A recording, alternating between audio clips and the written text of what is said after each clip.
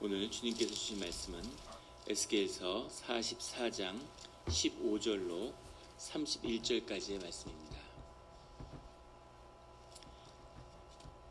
에스겔서 44장 15절로 31절까지의 말씀을 다 같이 한 목소리로 봉독하시겠습니다.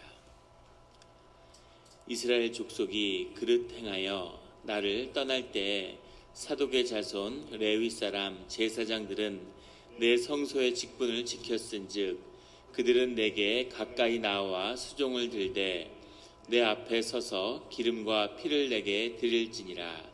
주 여호와의 말씀이니라. 그들이 내 성소에 들어오며 또 내 상에 가까이 나와 내게 수종들어 내가 맡긴 직분을 지키되 그들이 안뜰문에 들어올 때에나 안뜰문과 성전 안에서 수종들 때에는 양털옷을 입지 말고 가는 베옷을 입을 것이니 가는 배관을 머리에 쓰며 가는 배 바지를 입고 땀이 나게 하는 것으로 허리를 동이지 말 것이며 그들이 바깥들 백성에게로 나아갈 때에는 수종드는 옷을 벗어 거룩한 방에 두고 다른 옷을 입을지니 이는 그 옷으로 백성을 거룩하게 할까 함이라.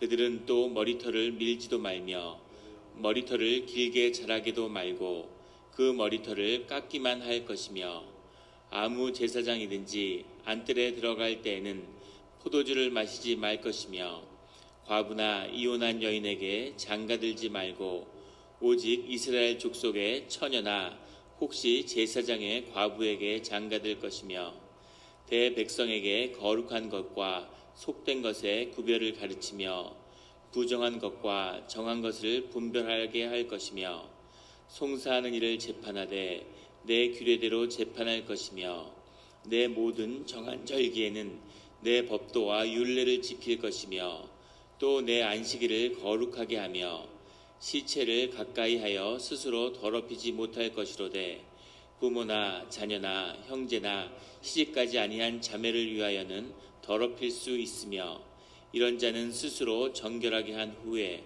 7일을 더 지낼 것이요 성소에서 수종들기 위해 안뜰과 성소에 들어갈 때에는 속죄제를 드릴지니라. 주 여호와의 말씀이니라. 그들에게는 기업이 있으리니 내가 곧 그 기업이라. 너희는 이스라엘 가운데에서 그들에게 산업을 주지 말라. 내가 그 산업이 됨이라. 그들은 소제와 속죄제와 속건제의 제물을 먹을지니 이스라엘 중에서 구별하여 드리는 물건을 다 그들에게 돌리며 또 각종 처음 익은 열매와 너희 모든 예물 중에 각종 거제 제물을 다 제사장에게 돌리고 너희가 또 첫 밀가루를 제사장에게 주어 그들에게 내 집에 복이 내리도록 하게 하라. 새나 가축이 저절로 죽은 것이나 찢겨서 죽은 것은 다 제사장이 먹지 말 것이니라. 아멘. 다 같이 묵상 기도를 드리겠습니다.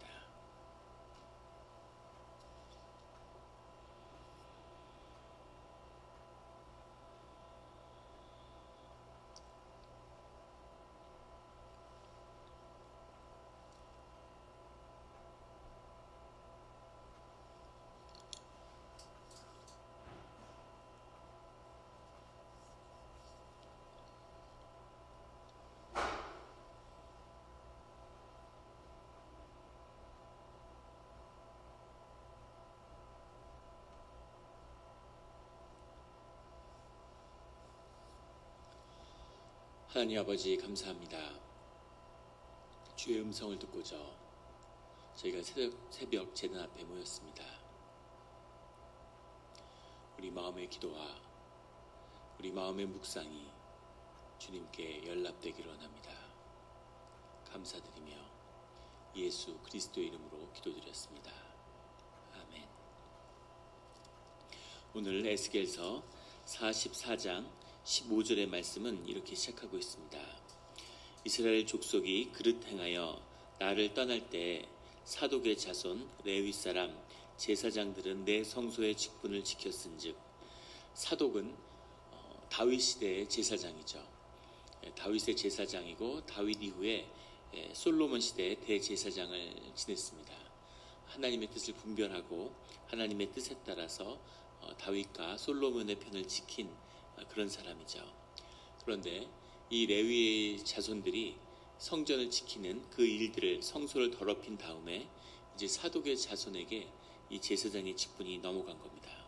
이것이 끝까지 지켜져서 언제까지 지켜지냐면 예루살렘이 회복된 다음에도 이 오늘의 말씀 때문에, 이 에스겔의 말씀 때문에 사독의 자손들이 계속 제사장의 직분을 감당하게 되는 거죠.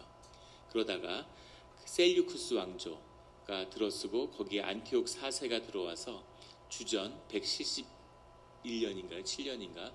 그때까지도 계속 그 사독의 후손들이 제사장의 일들을 맡게 되죠. 그래서 우리가 예수님 이 복음서에 보면 사두개인이라고 나오는, 자도카이시라고 나오는 그 사두개인들이 사독의 자손입니다. 그들은 제사장은 아니었지만 그때는, 하지만 마치 이제 제사장과 같은 그런 것을 가지고 있었고, 사두개인들이 그 뒤에 나오는 예루살렘의 회복 운동에도 많은 영향을 주고 그 제사장의 직분을 다시 찾는 것에 굉장히 관심이 있었던 것이죠. 그래서 이때 그 사독의 자손이 제사장의 그룹으로 세워지는 그 말씀이 선포되게 됩니다. 그래서 오늘의 말씀은 성소가 완전히 이루어진 다음에 제사장의 직분이 무엇인지에 대해서 주님이 말씀하고 계시는 거죠. 이미 성전이 없는데, 성소가 없는데, 하지만 제사장의 직분으로 세움을 받았다는 것은 자신의 10년 가운데 모신 그 성전 가운데 스스로 제사장으로 살아가라는 거죠. 우리가 성전은 아니지만, 우리가 성전이라고 부르기도 하죠, 교회를. 하지만 우리가 모두 주님 앞에 제사장과 같은, 제사장은 아니지만 제사장과 같은 이로 부름을 받았습니다. 제사장의 그 뜻에 따라 살아가는 우리 주의 자녀들이 되기를 예수 그리스도의 이름으로 축원합니다. 17절에 가면 그들이 안뜰문에 들어올 때나 안뜰문과 성전 안에서 수종될 때에는 양털옷을 입지 말고 가는 베옷을 입을 것이니, 양털이라고 했는데 체메르라는 건데 말인데 털이 있는 옷입니다. 양털뿐 아니라 털이 있는 옷, 두꺼운 옷, 땀이 나는 옷은 입지 말라는 거죠. 성전에서 번제를 드리니까 열기가 대단했겠죠. 하지만 더운 곳만 덥고 덥지 않은 곳은 성소 안에는 아마 추웠을 수 있겠죠, 겨울에는. 그런데 양털옷을 입으면 이제 땀이 차는 거죠. 땀이 찬다는 것은 불결하게 받아들였기 때문에 불결한 옷을, 몸에 불결함을 갖지 말라는 겁니다. 몸을 정결하게 하고 씻고 나왔는데 또 몸에 땀이 나서 더럽히지 말라는 거죠. 그래서 베옷을 입을 것이며 배바지를 입을 것이며 허리를 동이지 말 것이며, 배로 만든 바지죠, 배바지. 처음에 이걸 듣고 좀 웃음이 나왔는데 배바지를 입으라고. 배로 만든 옷을 입고 다 통풍이 되고 허리를 동이지 말라는 건 그 당시 옷이 가운처럼 돼 있는데 바람이 잘 통해서 몸을 늘 마른 것으로 그렇게 유지하라는 뜻이 들어 있습니다. 그래서 허리를 동이지 말고 털옷을 입지 말라는 거죠. 근데 19절에 그들이 바깥들 백성으로 나아갈 때에는 수종드는 옷을 벗어 거룩한 방에 두고 다른 옷을 입을지니 이는 그 옷으로 백성을 거룩하게 할까 함이라. 하나님을 만났던 그 옷, 하나님의 임재라고 하는 것의 신비는 하나님을 만난 모든 것은 성스러워지는 거죠. 예수 그리스도를 만난 사람들은 다 성인이 되고, 예수님이 다녔던 장소는 성소가 되고, 예수님과 몸에 닿았던 모든 물건은 성물이 됐습니다. 세상에 누구도 할 수 없는 신적인 거룩함의 비밀이 거기에 있는 거죠. 예수님의 옆구리를 찔렀던 롱기누스의 창이라고 하는 그 로마 군대의 창이 역사적으로 계속 유지됐죠. 지금은 누가 갖고 있는지 모르겠는데 마지막으로 발견된 건 히틀러의 창고였었습니다. 유럽의 역대 왕들이 그 창들을 다 가지려고 했어요. 성물이고 그 창을 가지는 자는 유럽의 패자가 된다는 믿음이 있었기 때문이죠. 어떻게 한 존재, 그 모든 것을 성스럽게 하는 그 능력이 사람에게 있겠습니까? 신적인 거룩함의 비밀인 거죠.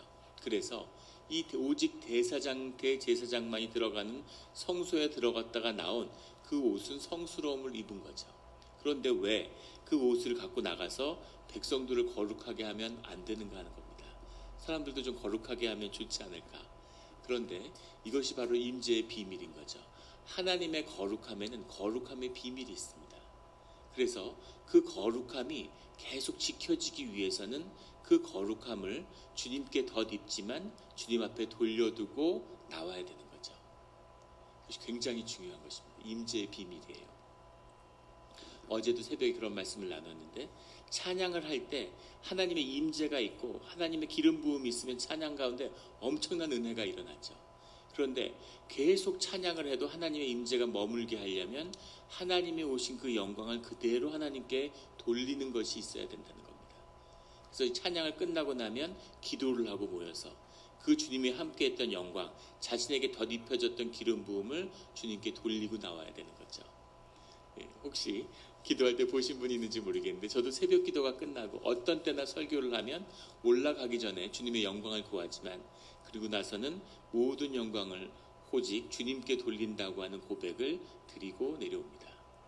그걸 잊으면 안 되는데, 그래서 영광을 덧입지만 영광을 주님께 늘 돌려드리는 것이 주님이 영이 함께하는 비밀이에요. 그래서 예배자들이 항상 조심해야 할 것은 주님의 영광을 도둑질하는 겁니다.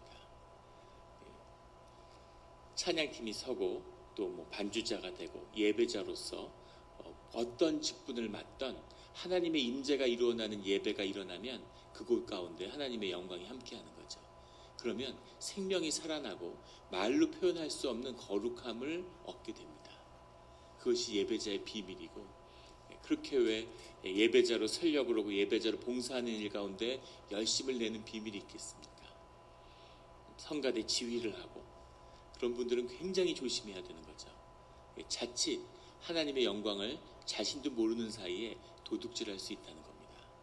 늘 주님께 영광을 돌리는 그 일이 없으면 그 인간이 담을 수 없는 그 거룩함이 주님과 함께함으로 그 거룩함이 사람을 죽이게 된다는 거예요. 성소에 들어가서 대제사장이 자기의 죄 때문에 죽어 나오는 것처럼 그렇게 그 거룩함이 임하면 감당할 수 없는데 그것이 함께하면 내 몸이 상하고 내가 죽게 되는 것이고, 주님을 향하여서는 주님의 임재가 온전히 임할 수 없게 되는 거죠. 그 비밀이 예배 가운데 있습니다. 그래서 예배자는 정말 조심해야 되는 거죠. 교회가 목회자를 보호하고 목사의 모든 것을 지켜주죠. 그 삶이 섞이지 못하게 다 보호받고 있는 겁니다. 로버트 존슨 같은 미국의 제가 존경하는 목사님인데, 그분은 무슨 얘기를 하냐면, 목회자가 해야 될 가장 중요한 그런 사명은 뭐냐면 마음의 내면의 황금으로 순전하게 유지하는 거라는 거죠. 그거에 쉽지 않다는 겁니다. 계속 사람을 만나고 계속 매니지먼트에 내몰리고 그런 일들을 하다가 교회가 목회자를 완전히 매니지먼트에서 분리하도록 짜여져 있는데, 장로교가, 그런데 교회가 어떻게 된 건지 목사가 매니지먼트를 하고 소셜 워커 같은 일을 해요. 그리고 목회자로서 해야 할 일을 안 하는 거죠. 기도하고 마음을 닫고 그렇게 고독 가운데 지켜져야 되는 거죠. 가톨릭은 수도원의 전통이 있기 때문에 가톨릭의 사제들은 1년에 보름씩 2번 침묵의 시간을 갖죠.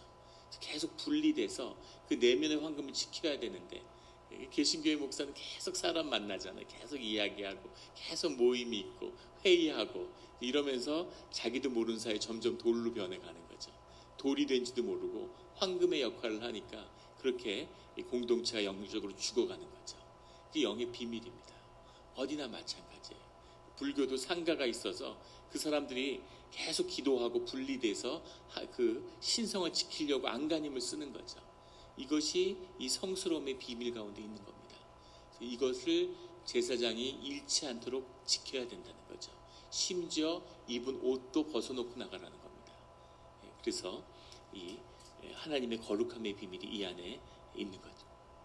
늘 하나님의 거룩함을 거룩하게 지킴으로 그 임재가 끊어지지 않는 우리 삶이 되기를 예수 그리스도의 이름으로 축원합니다. 20절에 그들은 또 머리털을 밀지도 말며 머리털을 길게 자라게도 말고 그 머리털을 깎기만 할 것이며, 머리털을 밀지 말라는 얘기는 그 당시에 머리를 민다는 것은 슬픔을 표현하는 한 방법으로 널리 받아들여지고 있는 거죠. 깊은 슬픔이 있으면 그 슬픔을 제하기 위해서 머리를 밉니다. 머리에는 우리의 기억이 저장된다고 하죠. 불교에도 출가를 하면 머리를 미는 것은 내 자신의 모든 경험, 내가 나라고 주장하는 경험을 제하는 거죠. 그리고 주님 앞에 새로운 그 새로운 신성함 앞에 새로운 존재가 된다는 뜻이 들어있는데 주님은 그런 일을 하지 말라고 말씀하시는 겁니다. 그래서 너에 있는 존재 그대로 그 경험과 그 아픔과 그 과거의 모든 경험을 가지고 주 앞에 나오라는 거죠. 주님이 우리를 받아주시는 그런 방법이에요. 그 방법 가운데는 주님을 만날 때 개인적인 아픔이나 개인적인 어떤 걸림이나 이런 것이 주님과의 관계를 훼손해서는 안 된다는 뜻도 들어있죠. 머리털을 길게 자라게 하지 말라는 말은 길게 자란다고 해석한 에시엘라후라고 하는 말인데 이 말의 원뜻이 느슨하게 한다는 겁니다. 풀어진다는 거죠. 머리를 헝클이지 말라는 겁니다. 저도 가급적이면 늘 머리를 짧게 자르려고 노력하는데 꼭 이 말씀 때문이 아니라 머리를 단정하게 하라는 뜻에는 스스로를 잘 단돌이 하라는 뜻이 들어있는 거죠. 주님 앞에 나오는데 흐트러진 모습으로 준비되지 않은 모습으로 나와서는 안 된다 하는 말씀인 거죠. 예배자가 주님 앞에 나와서 예배를 드리러 오는데 예배자에 먼저 와서 마음을 다스리고 그리고 주님 앞에 만날 수 있는 준비를 하고 기도를 할 때 예배가 그 심령 가운데 임하는 거죠. 늦게 오고 예배 중에 들어오고 교회가 타락해가지고 예배하다가 설교 때만 들어와서 설교만 듣고 나가시는 분이 계세요. 앞에 쭉 안 들어오고 밖에서 이렇게 담소하고 친교를 나누다가 우리 교회는 그런 분은 없는 것 같은데 교회가 크고 이러면은 이렇게 밖에 와서 로비에서 이렇게 담소를 나누고 차 한잔 하다가 설교 시작하면 들어와서 설교를 듣고 축도하기 전에 축도 끝나면 붐비니까 그 전에 나가는 거죠. 그러면 그것은 예배가 아니라는 겁니다. 그래서 예배자들은 늘 예배자의 모습을 갖춰야 된다는 거죠. 22절에 과부나 이혼한 21절에 아무 제사장이든지 안뜰에 들어갈 때에는 포도주를 마시지 말 것이며 포도주를 마시지 말라 할 때 이 포도주는 성결함과 앞에 나오는 머리처럼 태도를 말하는 거죠. 포도주를 마시지 못하게 한 나시린 같은 경우는 그것이 헌신이고 성별의 의미를 가진다면 여기서는 성결이고 주님을 향하는 어떤 태도를 지칭하는 겁니다. 그렇게 자신이 할 수 있는 최선의 모습으로 주님 앞에 나오라는 거죠. 22절에 과부나 이혼한 여인에게 장가들지 말고 오직 이스라엘 족속의 처녀나 혹시 제사장의 과부에게 장가들 것이며 과부에게 장가들지 말라는 것이 레위기와 민수기에 나와 있는데 22절에서는 에스겔에서는 특이하게 제사장의 과부에는 장가들어도 된다라고 허용하고 있습니다.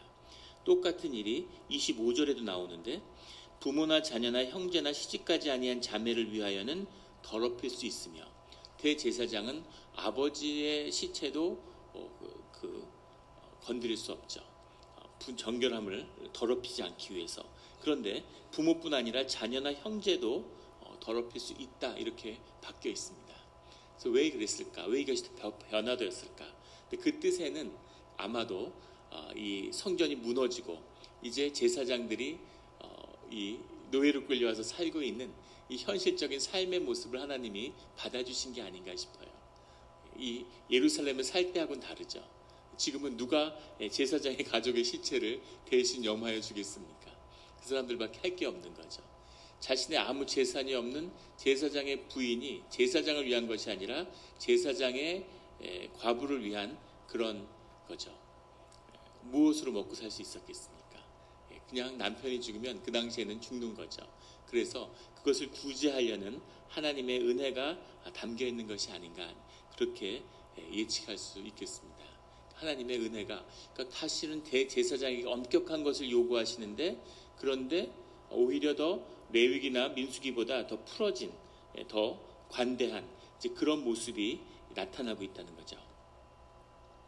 근데 26절에 보면 이런 자는 스스로 정결하게 한 후에 7일을 더 지낼 것이요. 민수기 19장에 보면 정결례가 7일이 나오는데 7일을 하고 또 7일을 하라는 거죠. 정결례를 2번 하라는 겁니다. 그만큼 그 정결하게 하는 성결하게 하는 것에 있어서는 더 강조를 하고 계시는 겁니다.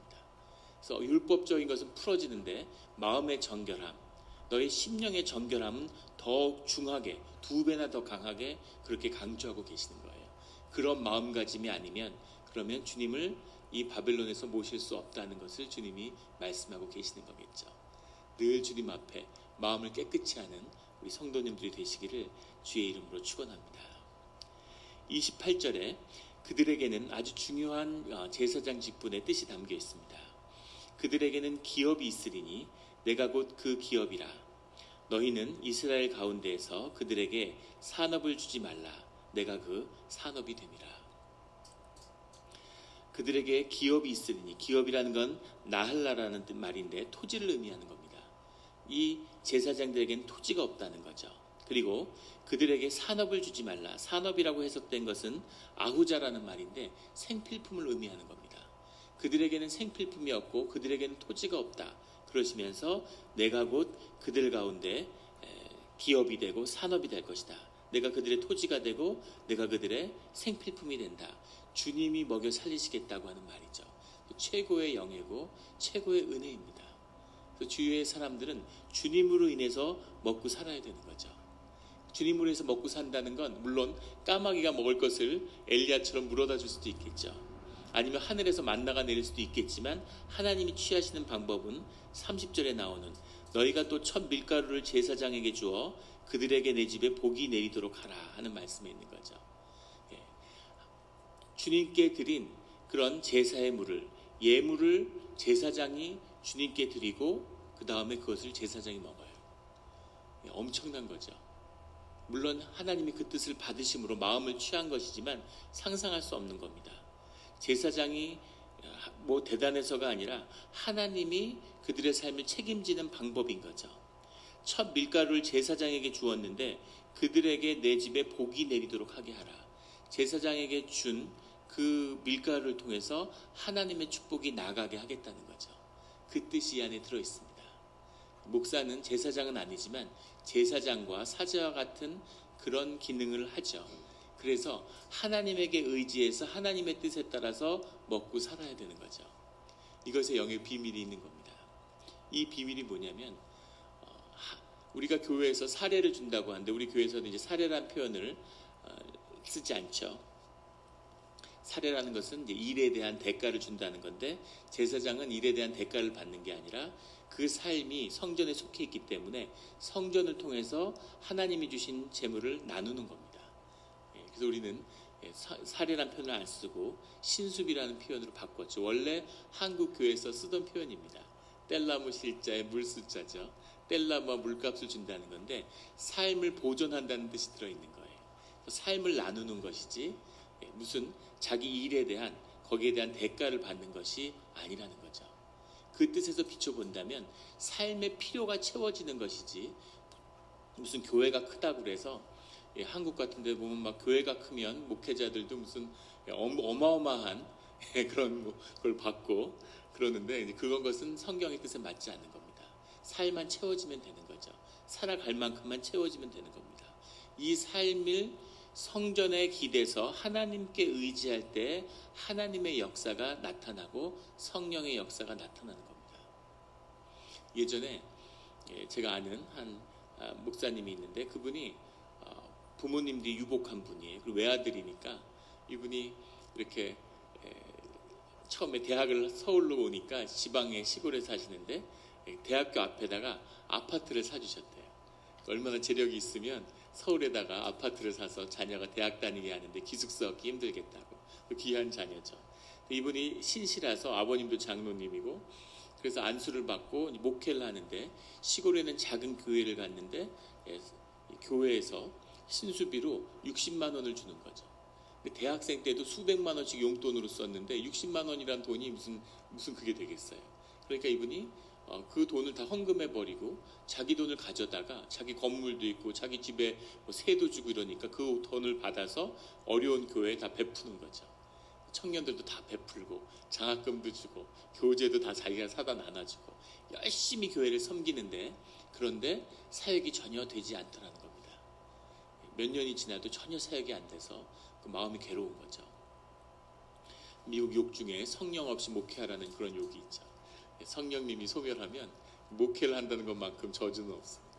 고통스러운 거죠. 너무 괴롭고 힘드니까 그래서 이렇게 기도원에 가서 금식으로 기도하는 가운데 깨닫게 된 것이 바로 오늘에 나오는 이 말씀이었다는 간증을 들은 적이 있습니다. 하나님이 기업이 되고 하나님이 산업이 돼야 하나님의 역사가 그 삶 가운데 나타나는 겁니다. 그래서 그분이 그걸 깨닫고 그 60만 원으로 살아야 목회가 되는 거죠. 그 60만 원 안에 비밀이 있는 겁니다. 거기서 손가락을 빨고 3주가 되면 쌀이 떨어져도 그런 상황에서 주님의 역사가 시작되는 거죠. 그래서 정말 신기하게도 목회를 하면서 보면 목회자들 가운데 정말 축복받은 것 같은 이렇게 뭐 사모님이 간호사고 사모님이 의사고 또 뭐 처갓집이 잘 살아서 뭐 집을 사주고 이런 분들이 계세요. 또 당시 무슨 물려받은 뭐가 있고 뭐 이래가지고 경제적인 여유가 있어서 정말 아무 그런데 구애받음 없이 목회에 전념할 수 있을 것 같고 잘 될 것 같지만 그렇게 잘 되는 사례를 단 한 번도 본 적이 없습니다. 오직 이 성전에 자신의 삶을 묶을 때 그때 하나님의 역사가 삶 가운데 일어나기 시작하는 거죠. 이것이 생명의 비밀입니다. 그래서 이 하나님의 자녀들은 이건 좁은 의미에서 본 거고 넓은 의미에서 이 바벨론의 포로로 살아가던 시기에 이스라엘의 족속은 다 마찬가지 입장이죠. 제사장은 백성들을 잃었고 성전을 잃어버렸고 백성들은 땅을 잃어버렸습니다. 땅이 없기는 어차피 마찬가지죠. 그런데 하나님의 자녀들이 늘 붙들어야 하는 말씀은 하나님이 기업이고 하나님이 산업이 되었다고 하는, 하나님이 나으려고 하나님이 아구자가 돼서 하나님이 우리의 필요를 채우시고 하나님이 나를 먹여 살려주신다고 하는 그 뜻을 잊어서는 안 된다는 거죠. 그것을 붙들고 살 때 하나님의 역사가 삶에 나타나는 겁니다. 하나님이 100%가 돼야지 하나님의 뜻이 나타나는 거죠. 내가 하나님이 날 도와주면 하나님의 뜻대로 살지만 하나님이 안 도와주면 내가 믿는 게 있지, 내가 사놓은 땅이 있지, 내가 가진 건물이 있지, 내가 무슨 부어놓는 보험금이 있지, 그게 나를 지켜줄 거야. 그런 것이 섞이면 하나님의 역사는 전혀 안 나타난다는 겁니다. 하나님의 역사는 언제나 100%든지 제로든지 둘 중에 하나지 우리의 뜻 20% 하나님의 뜻 80%가 섞이는 일은 전혀 없다는 거죠.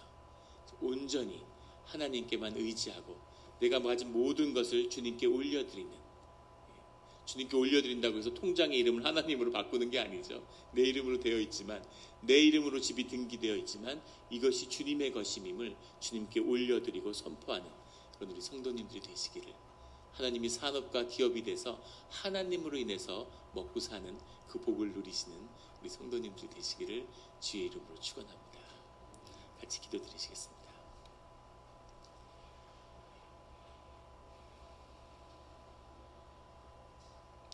하나님 아버지 감사합니다. 왕과 같은 제사장과 같은 주의 자녀로 불러주시니 감사합니다. 주님이 그 거룩함으로 주님의 임재 가운데 우리의 삶 가운데 주님의 큰 복을 내려주시기를 원하는데, 이 죄된 육신 가운데 있는 우리가 주님과 만날 때마다 죄를 짓고 주님의 거룩함을, 주님의 형상을 따라 만들어졌기에 거룩함을 사모하는데 주님의 거룩함을 만났을 때에는 거룩함을 도둑질하고 그것을 먹고 좋아하는, 그것이 영적 성장인 줄 알고 그것이 교회 봉사의 보람인 줄 아는 그런 어리석은 삶을 살았음을 주님 앞에 고백합니다. 성전에 입었던 베옷도 주님 앞에 벗어놓고 나오는 그 주님의 깊은 뜻을, 그 거룩함이 늘 우리와 함께하며 주님이 제단에 붓는 기름 부음이 우리의 공동체 가운데 늘 함께하는 그 영적 비밀이 풀어지기를 원합니다. 주의 힘으로 주의 뜻으로 살아가게 하여 주시옵소서. 주님을 먹고 마시라는 주님의 말씀처럼 오직 주님만으로 삶을 채워질 때 삶 가운데 주님의 뜻이 풀려날 수 있는 것임을, 내가 사는 삶 가운데 주님의 뜻을 덮는 그런 일이 결코 없음을 주님이 보여주시니 헛된 것을 버리고 오직 실제를 붙잡아 주님의 뜻에 따라 한 번은 살아갈 수 있는 그런 주의 자녀의 이 땅에서의 삶이 되도록 인도하여 주시옵소서. 감사드리며 예수 그리스도 이름으로 기도드렸습니다.